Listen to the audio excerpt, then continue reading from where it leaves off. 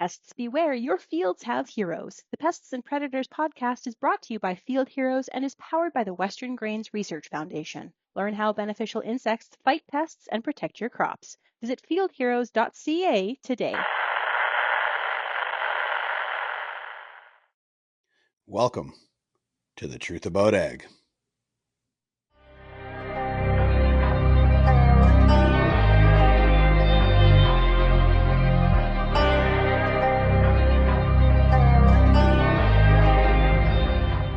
Welcome to the Truth About Ag podcast, distributed under the Real Agriculture Media Network and powered by the Hebrew Group of Companies.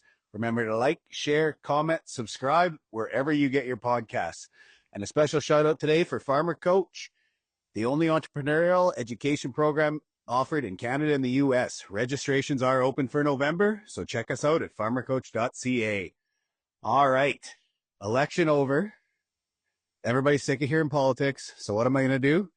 We're going to talk politics today. So on the show today, right out of ChatGPT says a prominent figure in the Canadian agriculture landscape. So put that one in your belt, Tyler. A man who has worked with federal ministers, farm groups, industry associations, agri-food business to further the landscape of agri-food policy through his role at CAPI. He addresses the challenges and opportunities within Canada's food system, and first and foremost operates a beef and goat farm in Western Quebec.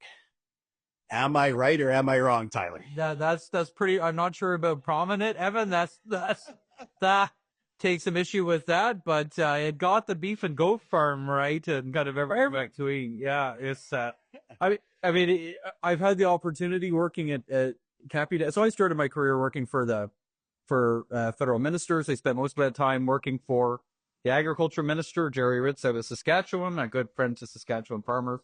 Yep. And spent most of that time behind the scenes, but I've gotten to the work that I'm doing now, be more public, talking to guys like you and forums like this.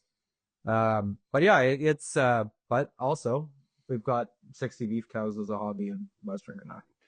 Perfect. For those wondering where my esteemed business partner and my political associate is, he is crawling under a drill right now because it is seeding time in Saskatchewan. So I am on my own for a month. So you don't like my voice too bad because that's what you're going to hear. And today I went politics because now I get to say my part. I don't need Christian covering up for me. So you can't take the farm out of the farm boy, right? I mean, arguably, Evan, there's all of this kind of fertilizer that's been spread by politicians and wannabe politicians. So over the last campaign, and the farmers in Western Canada, they can put that to good use. Yeah, perfect. So I went through the CAPI newsletter, but I think we want to start on the election results. So give me your take, Tyler, and don't hold back. Farmers want to hear from both our sides and whether we agree or disagree. So give me your thoughts. I was on record publicly saying that I thought it was going to be a Liberal majority. I think at the end of the day, not far off. It's not technically a majority, but I bet Mark Carney's going to govern like he is one. Yep. I was pretty surprised Pierre Poilievre didn't win his riding. There was stories about that in advance, but I don't think that people thought that was actually likely going to be an outcome. I think that the bigger surprise in my mind is how well the Conservatives did in Ontario. We knew that the Liberals were going to do well in Quebec, but the Conservatives did do well in Ontario, and we're at this world where after the election, the Conservative Party's in kind of an awkward position where it did better, but it didn't do good enough. And so it'll be interesting to see where they decide to go. But ultimately, at the end of the day, Mark Carney did well enough that he has got a pretty strong, solid mandate. Again, he'll govern like he has the majority. Then I don't expect we'll be back in an election anytime soon. No, and I mean, from my standpoint, this was all, I mean, play conspiracy theorist all you want. I mean, this was what the polls told us was coming. And Carney got what he rode on what he actually came in on. And before we even started this podcast, I watched 10 minutes of him and Trump sitting in the Oval Office. So, I mean, we have what we have, whether guys like it or not. Now what's next, right? Like I've had a lot of complaints and I'm like, what changed? I mean, agriculture yesterday versus the day after the election, nothing changed. We're in the same position we were before. Except I think, Evan, a lot has changed. And, for a lot of, I know that there's a lot of suspicion. There's a lot of desire for change across the country. Yep. I know a lot of people were pretty sick and tired of Justin Trudeau and what he did or did not do on a lot of different files. But I think everything that we see, the more and more often that we see of Carney as prime minister, as Cody Boyes as his ag minister that we saw for a week before the election, the government is a lot more serious than it used to be. Like, I think that there's a pretty good argument to be made that Justin Trudeau's Liberal Party was not a very serious government. I think Mark Carney's government is going to be a pretty serious one. I think we saw a prime minister today in the White House that didn't say much, but what he did say, what he did, he was serious enough to know that sometimes it's better just to sit and let the president say what the president needs to say. But ultimately, people are going to need to judge Carney and his team by the results that they get, right? So he's told Danielle Smith in Alberta that he's going to work with her to get pipelines built. Now what matters is, can he actually help? Can he do it? Can he do it? And it's kind of interesting, agriculture is never that much of a high profile of a piece, but Cody Boyes has been pretty aggressive about the things that he wants to do, about the things about regulatory reform, about competitiveness, about trade, about making agriculture work better. Now it's up to him, or if he gets reappointed, up to him to show that he's serious about it too. And yeah, so I think that's a big question. Yeah, and to be fair, I mean, I hope Cody does get reappointed, because I think whether guys we talked about it on the last podcast, the agri-stability thoughts and all that stuff, whether they like it or not, he at least showed some form of being alive in the agriculture sector, where I don't think we've seen that in the past governments. Yeah. So yeah, I'm a proponent that this is the government we have. Let's utilize what we can, and Cody, I think, would be the right one for that position, from my perspective at least. That's right, and again, that agri-stability piece is I mean, I think there's a whole interesting story around how that came to be, and it's not a perfect solution. I don't think that they ever claimed that it was going to be a perfect solution, but everything that we've heard, Evan, is that Cody Boyes showed up on day one and said, we need to do something about this. And that's what started the work on it. Like, you really do wonder what his predecessor was doing there, because it didn't seem to involve any direction or kind of effort to fix things. Cody looked at what he could do fast, and this is what he could do fast. I don't think that that's going to be the end of the story there. We can get into this, and we talk about risk management in our transition binder. We need bigger changes, but those aren't easy. This is kind of the fastest, easiest thing that they could have done to help farmers out. And now it's up to, again, how does everybody make sure that we hold them to doing more and doing better going forward? Well, and I think it was a bit of a perfect storm, right? Like, we had the tariffs, we had the price in canola drop down. I mean, everything kind of happened at once. And that was, like you said, that was their quick fix of, okay, we need to get something run through as fast as we can. And I mean, to be fair, canola's back above where it was before. We're trending towards 700. Like, we're back in a spot where I don't think we need that kind of a jump.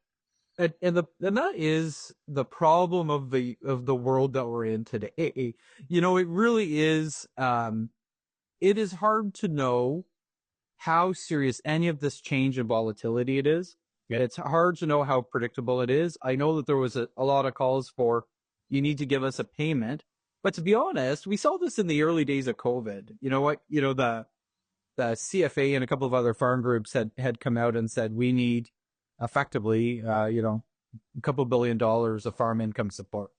But what we saw all throughout COVID at the end of the day actually was farm incomes kept going up year over year over year. And there is, this is one of the hard parts that politicians have to navigate, is how do you kind of acknowledge that there could be bad things happen and show that support to farmers without kind of rushing money out the door at a time when it's not needed. And I know, farmers want to know what that backstop's going to look like. But boy, I mean, if you've got Trump that changes his mind every day, heaven only knows what the weather is like. You've got China doing all sorts of crazy things on the side. It is really hard to tell how bad or how good this year is going to be. And what's volatility driven by our government policy, and what's volatility driven by the environment we're in. I mean, both my business partner and I have been pretty vocal about, I don't think taxpayers should be subsidizing as much as they are. And that doesn't matter if you're supply managed or grain operation, because all of us are receiving huge subsidies on the farm side. Yeah. I mean, that's the discussion, is what's the nature of the beast and what's actually coming down from our government bad policy, right? Yeah. And I think that there's this overarching reality that we're in a world where we may not know what the nature of the beast is, Evan, but the beast is different than it used to be. The beast is different than it was 25 years ago. And And I think the big issue that we have from an ag policy perspective is, by and large, the policy framework hasn't changed. Where government's still kind of doing the same things. The risk management programs are the same types of programs, even though our R&D supports and our approach to trade market access, it's all the same that it's been for the last 25 years. And that's not good enough anymore. And we need to change things and do things different. Okay, so let's get into it. So the CAPI transition binder newsletter, give me the background on this, because I've never read it before, to be fair, and this one got passed to me obviously with the election in hand. And so give me some of the background on this. Yeah, so this is the second transition binder that we've put out. And kind of the backstory is what transition binders is what departments prepare for ministers so that they kind of can show up on day one of the job when they get appointed after an election and know what's going on in the department. This is what the departments, the bureaucrats, it kind of are supposed to tool down almost during an election campaign. Basically, when we're fighting an election campaign, government's not supposed to be doing anything too crazy. And so there's a certain, a team inside a department like Ag Canada focuses on how do we prepare a transition binder that covers the issues that a minister might face. You can actually go and see the real transition binders on the Agriculture Canada website if you want to read through and what they look like. But the ones that are prepared by the department really kind of cover the issue of, here's kind of the top issues that you're going to have to deal with in the first 90 days. Here's how the department works. Here's other issues that are there. They're really supposed to be kind of a take-home guide for everything that a minister is going to have to deal with. Now, ministers show up, they get lots of briefings, they get lots of other informations from the department. But if you go back and look at what Ag Canada prepared for Lawrence Macaulay in 2023, they had a section on BRM. They talked about droughts and wildfires. They talked about the government's food policy for Canada, supply chain challenges, workforce labor. There's a section on export of live horses for slaughter, because that's a platform commitment that the Liberals had made. But really, it's kind of supposed to be, again, this one-stop shop. So what we tried to do is go to a bit of our network, some of our directors, the fellows that we work with, some of our staff, and said, if we were writing a transition binder for the minister, what are the things that we would put into it? And that's where you get kind of the set of issues that we talk about. We didn't do it quite the same way that the department is. Again, they really think about what's in the platform, for example. That's where export of live horses for slaughter comes in. They looked at those issues, and we looked more at kind of what are the things that we know about where we think that we can offer some informed commentary that might be useful for the next minister. Yeah, so there's 11 articles, and I'm not going to lie, I cherry picked the ones where I thought I could actually keep up with your knowledge base. If Christian had been on the call, we'd have probably tried to nail them all. But let's start with the low-hanging fruit. So obviously, more effective BRM framework. As you mentioned, that was in the last one. That's in the current one. So obviously, the current agreement ends in March of 2028. So obviously, around this time is when they start discussing what's next. From your standpoint, I mean, the current framework, we've got crop insurance premiums subsidized, we've got ag stability, agri-invest. What's your opinion of the system as it lies today? I think that so one thing I should say, especially when we're talking about risk management, Evan, is that I offer my perspectives as an individual. My CAPI doesn't take positions, and so I get that. I will say that as a bit of a disclaimer. When I talk about generational change and the fact that we're doing things the way we did them 25 years ago, BRM programming is the best example of that. And I really think that we're in this world where, in theory, we need everybody to agree to changes, and that means nobody agrees and we don't get any changes at the end of the day. The risks that farmers face, the volatility that farmers face, are very different than they were 25 years ago. We're past the world where, by and large, it was weather that we needed to worry about, like this.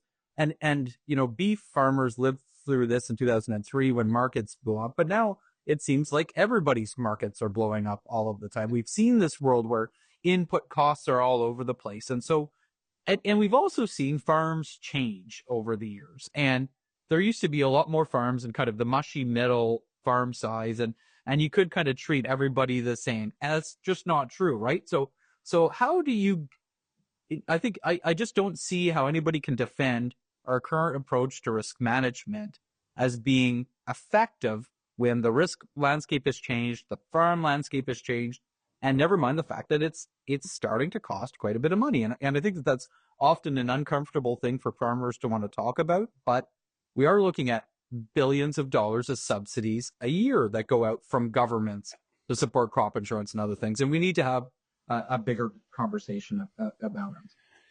Well, and I think this probably, and again, give my disclaimer, I'll just take the hate on social for this, but I don't disagree with you, Tyler. Like, I'm obviously, everybody knows we run a 40,000 acre grain operation in Saskatchewan, and I'm going to have different opinions than a 2,000 or 3,000 acre farm. But from my opinion, you're correct. I mean, we've thrown a lot of stones at supply manage, which we'll get to in this listing, but they don't realize how much subsidy comes along with agri-stability and the subsidized crop insurance programs.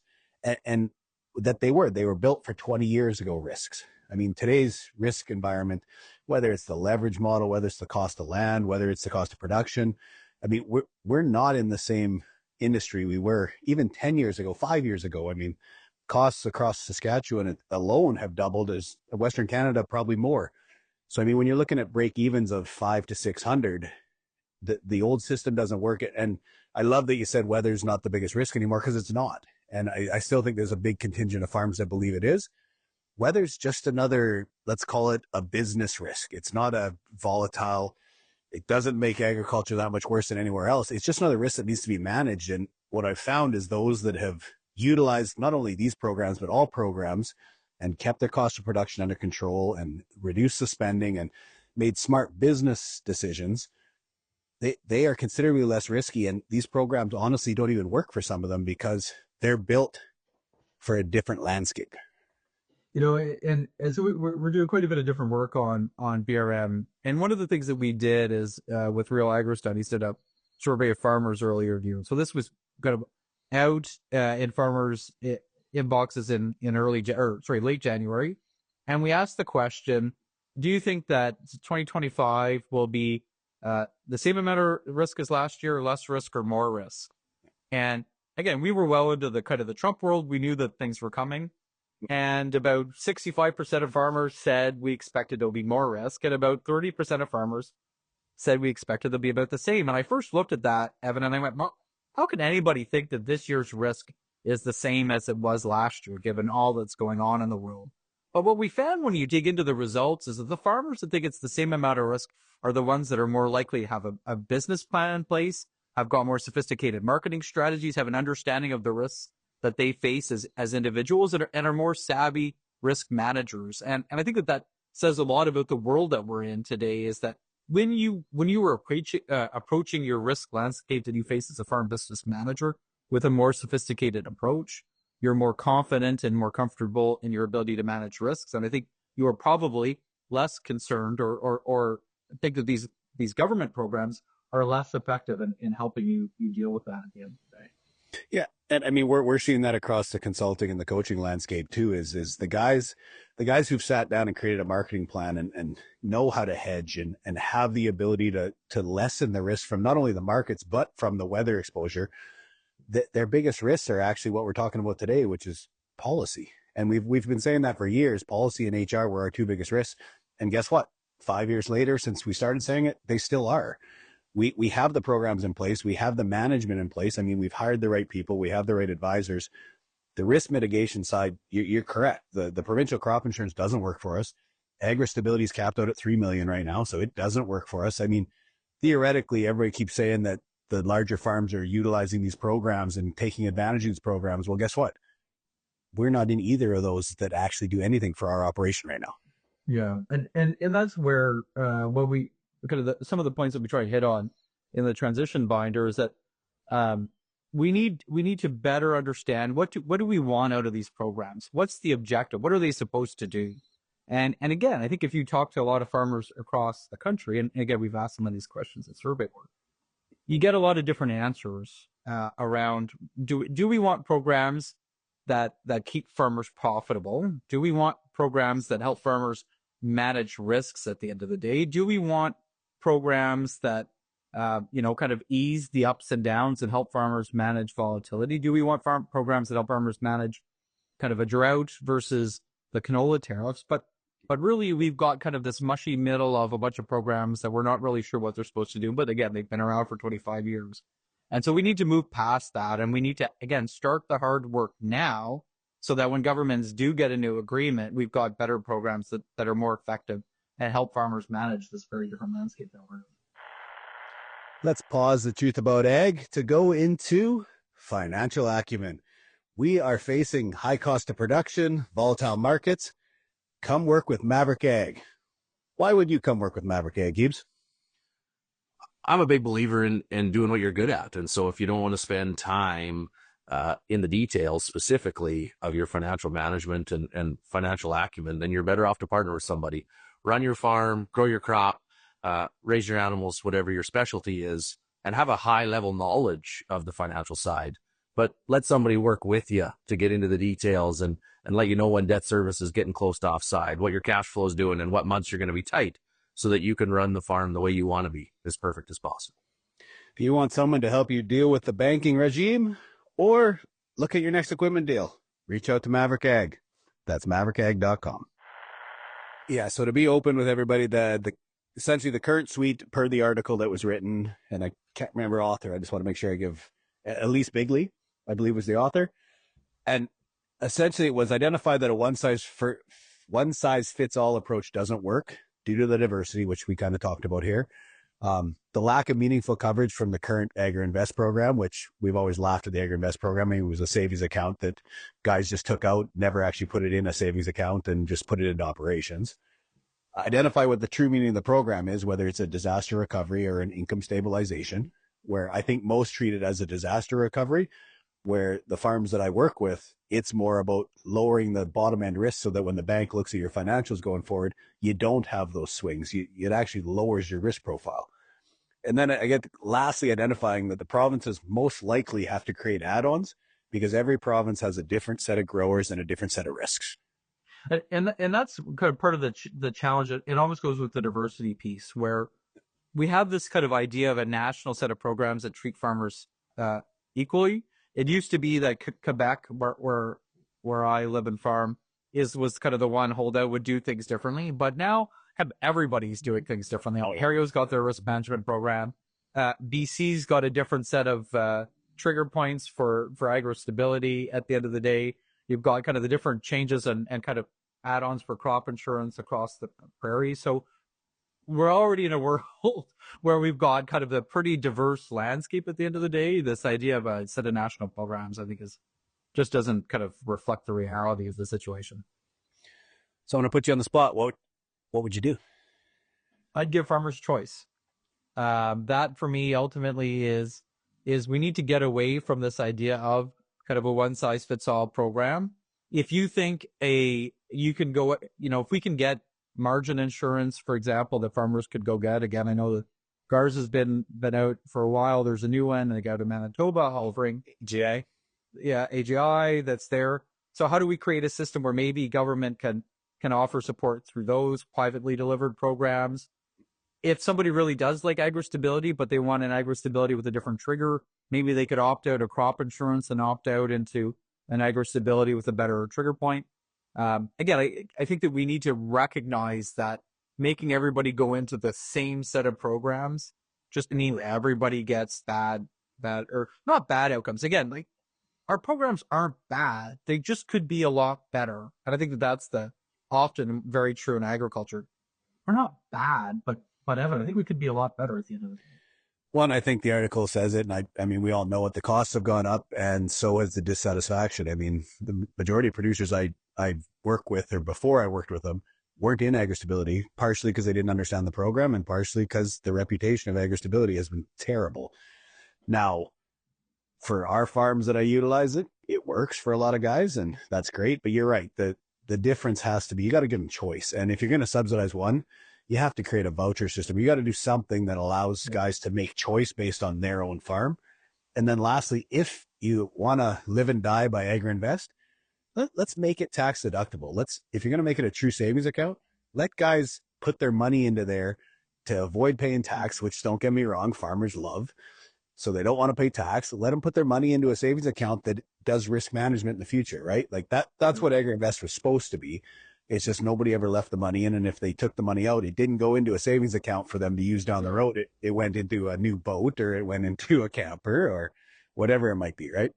And I do think that piece around the other delivery agents is really important, right? I mean, I think I often say this about agri-stability. It's like it's a good idea, but it was given to bureaucrats and they did it poorly. And I think that it's not a surprise that the private sector is often more inefficient, or is often more efficient, is often more innovative. And I think that if we really want to get a better effective set of risk management programs, we need to find a better job of leveraging those private delivery partners like they do in the United States. Again, this is not a new concept.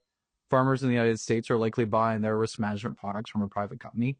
And we need to find a way to do that in Canada too. And then the last one I'd say is, if you're going to make a program, make it so you don't need to have a whole bunch of accountants like me fill out the paperwork. Because that's the number one hit to agri-stability, is that you pay your accountants a fortune to file it and they never claim, which to be fair is a good thing.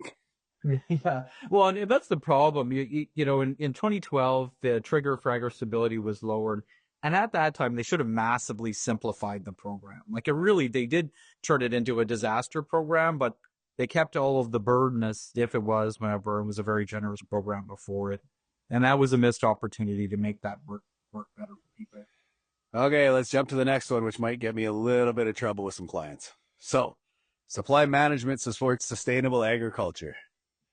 What's your views on supply management? I'm kind of glad I don't have Hebes on this right now. Yeah, well, and again, this is the views of the transition binder, or the views of our board member, Claude Caldwell, the academic. So I've always got to draw this.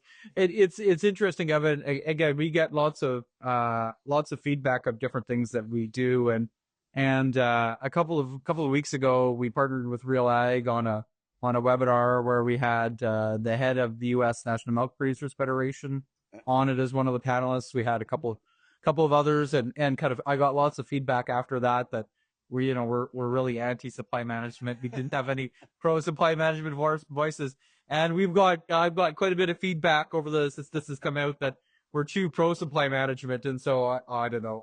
Not sure where it's dead.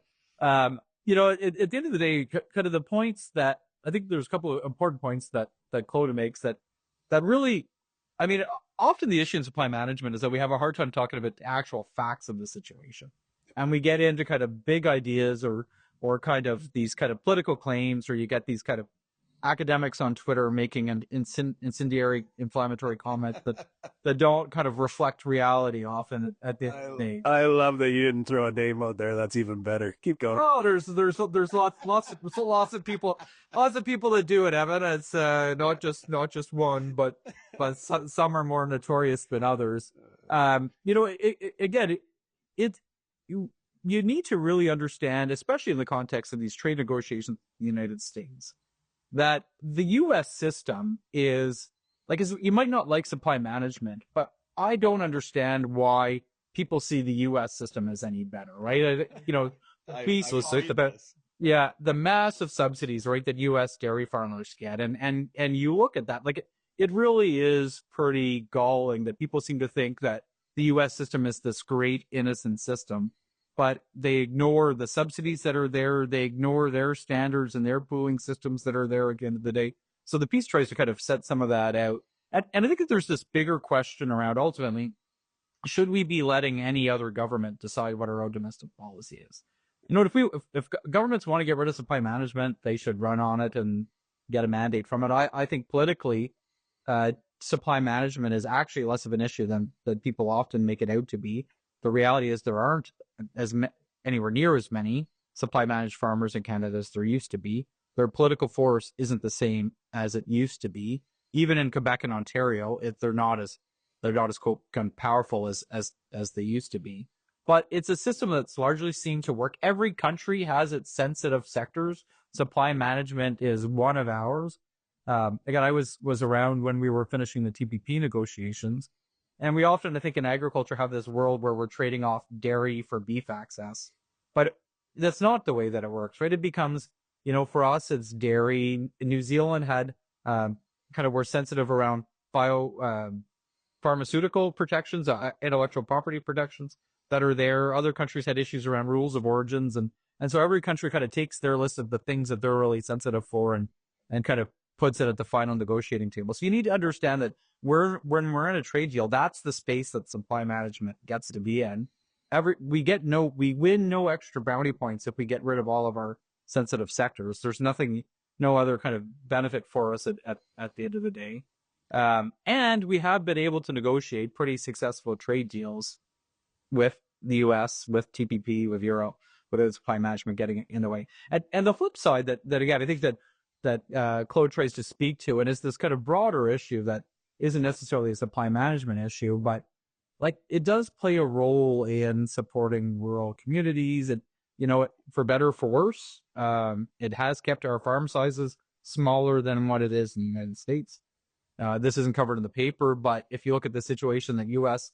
ag farmers are in, where AI goes in, wipes out a huge barn farming operation, we have been more resilient because we tend to have smaller barns. So I mean, we always know that supply management is going to be a sensitive thing, but we think that the more that we can do to try and put some more facts on the table gets to a better spot where we can talk about it more intelligently. That said, I think that this is something that the government's going to have to deal with, right? The government, we know that this is going to be an issue for the next trade deal. We know that the Americans are focused on this. At one end, they want us to fix our TRQ administration issues. At another end, Donald Trump wants the system torn down. I'm not sure, again, I don't worry too much about that at the end of the day, but this is something the next minister is going to have to deal with. Well, and the big thing I love is, I mean, I've said it before, is okay, let's pull supply management, then let's pull BRM too, right? Because you can't have a level playing field that way. Like we treat supply management like it's this massive subsidy, and then we forget the $30 an acre that every grain farmer gets from his provincial crop insurance, and we forget agri-stability. So we got to have a level playing field for starters if you're going to have that argument. And then the second one is, and you mentioned it, and it was mentioned in the paper, is the size of farm in Canada on the dairy side and on the supply management side is considerably smaller than the US. So it is keeping that rural farm, family farm size an actual viable option. So if you're going to hate on the consolidation on the grain side, you can't be against supply management because you're doing the same thing to them. So if you pull supply manage, I know the big dairies in the US, like we're going to have mass consolidation. We're going to have very few farms, and that's the way the industry works. So it's a fight on both sides. And I don't think everybody quite understands the arguments. And then the best stat I saw, and going back to your subsidies in the US, I mean, Wisconsin produces 15 billion of milk. All of Canada produces 9.5 billion, and Wisconsin has the subsidies in the tune of 7.8 billion. Yeah, it is. The scale of the support is really hard to kind of wrap your head around. Never mind the fact, Evan, that again, you talk about illegal immigration, illegal labor in the United States. Really, a lot of these dairy farms are using illegal immigrants and very cheap labor, muck cows. I'm not sure. Like, you get into kind of big questions around what do we actually want out of our food system at the end of the day. And again, setting aside supply management, I'm not sure the race to the bottom is good for anybody. I mean, I think we need to be able to produce affordable food. We need to be able to produce it in a way that makes farmers profitable. But if we just try and drive every kind of cost out of the system, farmers ultimately are the losers in that. We need to understand that. So I wish there was more space on supply management to talk about, have kind of that more thoughtful conversation around. You don't need to throw the baby out with the bathwater. There are some issues that should be dealt with. It's definitely not a perfect system, but that doesn't mean you have to blow it up either. Okay. The agriculture of tomorrow starts with better access to land today. So I actually like this one a lot, because this one ties back to, I mean, what we've been saying for a long time is how do we get that next generation of farms in when access to entry right now is getting worse by the day. I mean, we've ran 5 or 6 land deals in the last 4 weeks, and we're supposed to be in an environment right now that's too high a risk to buy land, and land's supposed to be too expensive. So anybody who thinks that land's about to fall off the cliff, I highly recommend you reconsider, because the competition, especially in Saskatchewan right now, is off the charts still, and prices are still, I mean, 13% last year per FCC. So So how do we fix the access to land problem that we have for the next generation? This is tough, right? It is inherently this issue where what you're talking about are, for most farmers across the country, the biggest asset that they're sitting on is the farmland. And so you have to kind of figure out, how do you have this conversation where maybe what we're talking about is something that tries to make land more affordable for the next generation, but making land more affordable for the next generation makes it less valuable for the last generation. And it's a delicate issue. That there are some examples of some different things that are being done in Eastern Canada in the paper, but it's about, are there other tools that we couldn't be using to help that transfer? And it's interesting. I mean, one of the points is, are there tax incentives that can be used? And it's almost the exact opposite of what the Liberals were trying to do on capital gains under the last Trudeau government. Rather than punishing farmers, are there incentives that we can do? But it is this kind of this question around balance, because I mean, it's ultimately a good sign that people see value in farmland. But, and I know that you and Christian have talked about this. I know you talked about it with JP when he was on as well. But I mean, we are in a different world, right? When you're treating farmland as a separate investment, child-oriented decision, it's a real estate deal. It's different. It just inherently changes the nature, again, of what it is and how we think about it. And I don't think that we've managed at an ag policy level to kind of have that same separation in how we think about it either. I think it just becomes so emotional, almost, of a discussion with farmers around what are we going to do about land and the value of it, and how we think about it and how we help the next generation get into it. But that's a dangerous topic for an ag politician to talk about. Well, and I mean, we keep going back and forth. And I mean, part of it is, yes, it's real estate. It's separate from the farm. And as farmers, we have an emotional tie to it. So it ties back into the farm, and we don't realize that the biggest asset in our operation, probably the most wealth accumulating asset, is not tied to actually farming. It's a strictly real estate asset. And I mean, the other side is, and especially when they're talking the capital gains, and I mean, I'm all for fighting against it, but if we're fighting because it hurt agriculture significantly, no, it didn't. And I'm going to get hate for this, but from a standpoint, especially from a consulting standpoint, it actually kept the farm sales less because the tax burden was going to be higher. So, I mean, what it did is it forced the transitions, it forced succession, it's forced guys to properly go into their accountants and create a structure that was going to allow that to continue down to the next generation without a sale. Because we've always said that if your plan is to sell to your kids, good luck. We're past that point. The farm sale to kids is no longer a viable option, and from both generations. Because literally, if you want it to be legacy farm, you're not going to make them pay tens of millions of dollars to buy it from you. And on the other side, from a kid, why would I ever jump on that grenade? I mean, I'll never be out of debt. Like, you're going to farm from the age of 25 to 50, and you're never going to get rid of the debt on your parents' land, much rather expansion, cost of production, all that other stuff. So, I mean, from my standpoint, the capital gains wasn't actually an issue in agriculture unless you were going to exit. And if you were going to exit, let's create some policies around, if you're selling to a next generation farmer from Canada, that's where the tax incentive should be, is keeping the land in Canada, keeping the land in ownership of a farming heir, or whatever you want to call it, successor. That's right. And again, I think that we need to get past this idea of kind of thinking that this is nobody's business. I mean, I often kind of refer to ag land as kind of the elephant in the room in almost any policy discussion that we've got, right? I mean, we often like to talk about, as farmers, we like to complain about rail about urban expansion and the loss of farmland. You like talking about that. We don't like talking about kind of the environmental impacts that we have whenever we get rid of sensitive environmental land, or when we're draining these kind of wetlands across the country.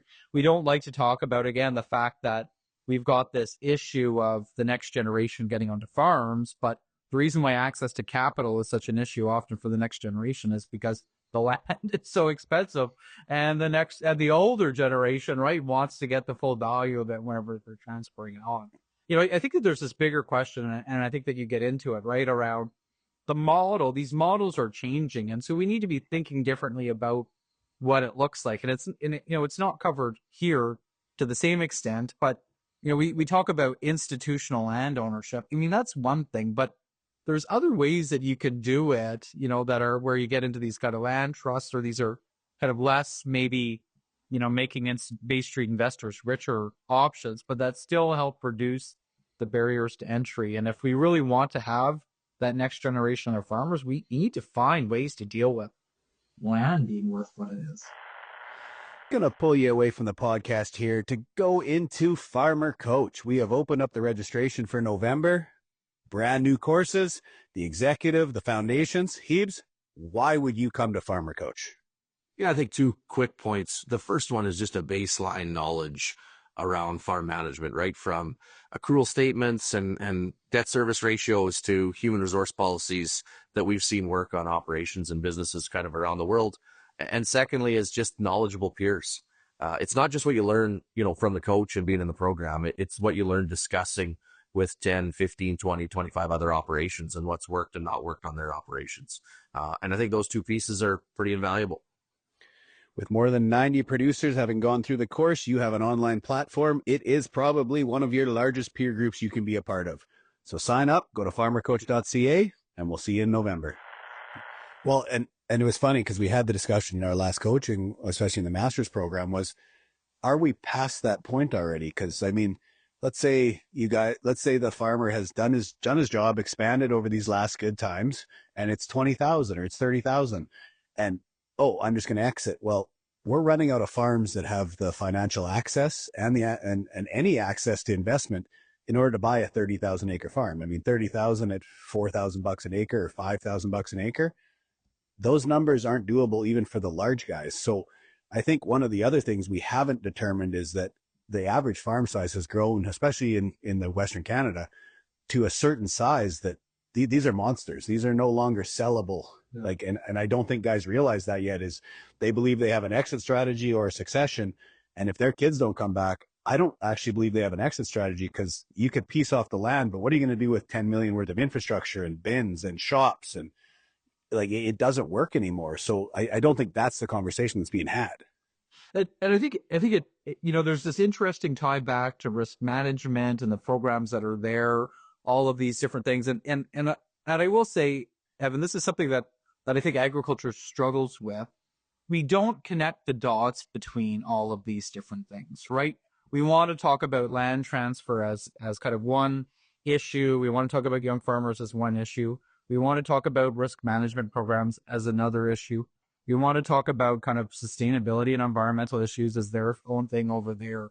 But we will do better by everybody if we can figure out better understand how all these things fit together. When a farmer thinks about them, they are thinking about them together. But it seems like when they get to kind of the policy world that I live in, we forget that these issues are connected, and we want to talk about them all in isolation.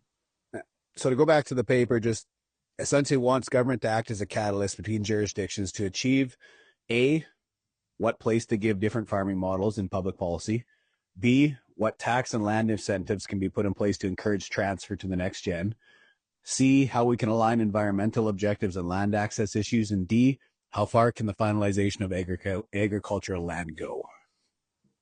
Yeah, and I think that's, again, what we've been saying. Yeah, a tough question on that last one about how much money we want in farmland, but we need to be prepared for that conversation. Okay, I'm gonna jump to yours.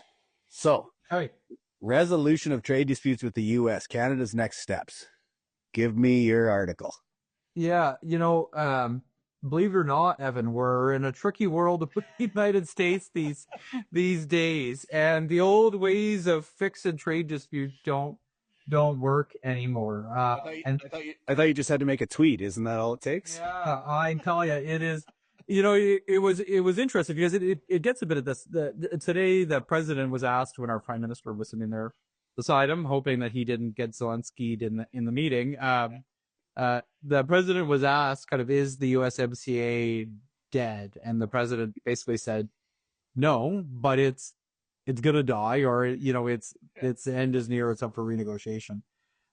We're in this world where Canada as an ag exporter, as a trading nation, especially in agriculture and food, was able to get to where we are today because we had a rules-based trading system.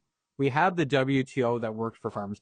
It was not a perfect system, but if you look at the kind of fight we had with the Americans on country of origin labeling 10 years ago that we won, that the U.S. ended up changing its position. They did that because the WTO was there. We fought cases with the European Union around genetic modification. We've used it as a tool to deal with China on different issues. And a kind of a key part of that is you could take your case. There was an appellate body. The appellate body, the WTO, would make a final decision. And, people had to live by it. And if you didn't live by it, you could use retaliatory tariffs. And this was back in the world when you imposed tariffs only with reason, not in the world that we're today where, again, I haven't figured out, I don't know much about the film world, Evan, but apparently they're going to put a tariff on movies. Yeah. I don't know how that works. But so we're in this different world today where how do we find out how to get the system, the benefits of a rules-based trading system, the benefits of trade agreements with dispute settlement in them that work, that when the United States president has said that they're just not going to respect any of them. Never mind the fact that throughout all of this, China has been an issue, right? The United States, Trump has really kind of put the spotlight on their own actions, but he is also putting the spotlight on what's going on in China. It's worth noting that I'm not sure it would have changed the outcome, but one of the reasons why the Chinese took issue with Canada and our EV tariffs is because we did not respect the processes that we were supposed to. And again, I think that we probably would have had a 100% tariff anyways, but I think that did make things worse with China because we didn't follow the rules. So part of the kind of the argument is we need to take countries that are all in the same boat, New Zealand, for example, the other CPTPP members, the EU and others, and how do we kind of build a club of those that still believe in these things as a starting point for getting trade agreements that work and getting dispute settlement that works. So can we actually replace the U.S. though? From a trading partner standpoint, it's not possible, right? No, we absolutely cannot. I think that there's this trade diversification is always a good thing, right? Like we talked about risk management earlier. A good risk management strategy every day is to have diversified markets. More than one buyer. Yeah, don't put all your eggs in one basket, right? Like this is not rocket science. But we are more concentrated in the U.S.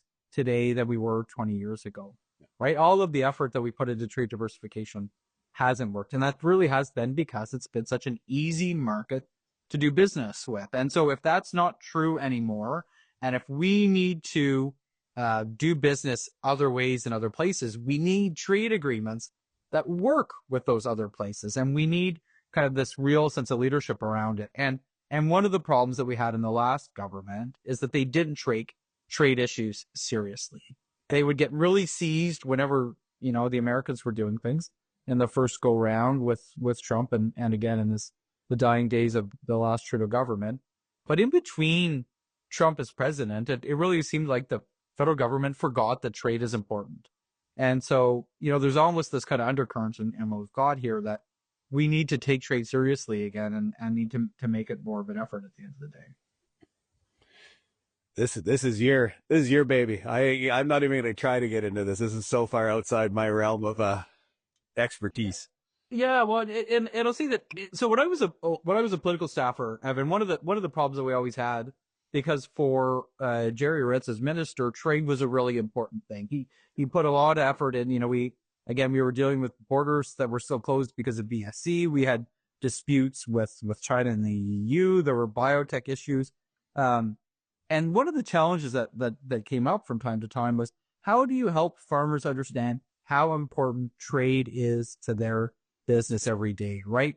There is this reality where often, when it's not something that's in the news every day, it's easy to forget that, yes, your grain is getting delivered to an elevator, but it very quickly, hopefully, leaves that elevator and gets to a market somewhere else around the world. Like we are a very trade dependent sector, and we need farmers to better understand how important this is, and we need to make it a priority. And it's something that we didn't get a chance to talk about it in the earlier, but the platforms that were there that the parties put out in the election campaign took trade with the United States pretty seriously. But I was a bit disappointed that the Conservatives in particular didn't more meaningfully embrace trade as a big part of the solution. Never mind the fact that the Conservatives didn't have any ag platform commitments that are there. If you are a farmer across the country listening to this that has a Conservative member of Parliament, you need to ask them every chance you get why there weren't ag commitments in the platform. But you also need to remind them that even if you're a farmer that's only delivering to your elevator or selling calves to the sales barn or whatever it is, trade is important for you, and you need a trade system that works. And they need to make trade a priority, even if we fix these issues with the Americans. Now, from an election standpoint, you'd mentioned that the Conservatives didn't have the ag policy, right? Is that something you think they even thought about? Because to tell you the truth, it was over before it hit Manitoba. Yeah, I worry that. So I know that there are lots of Conservative MPs that thought a lot about this, right? John Barlow has worked hard for years on the Ag Committee. He was joined by colleagues that represent ag ridings across the country. There are many in that caucus, the Conservative caucus, that were farmers themselves. Dave Epp from Southern Ontario, Leanne Rood from Southern Ontario too.